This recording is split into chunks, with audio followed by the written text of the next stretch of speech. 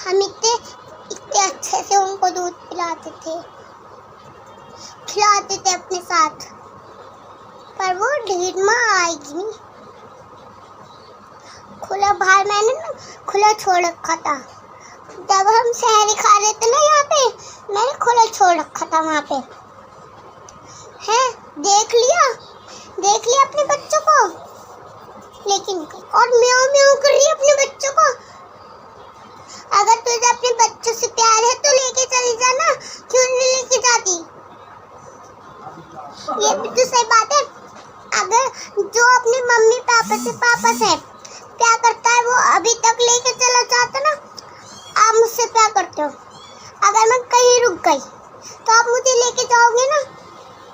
जाओगे? अब ये भी नहीं लेके जा रही अपने बच्चों को। देखो म्याऊं म्याऊं कर रही है ना वो।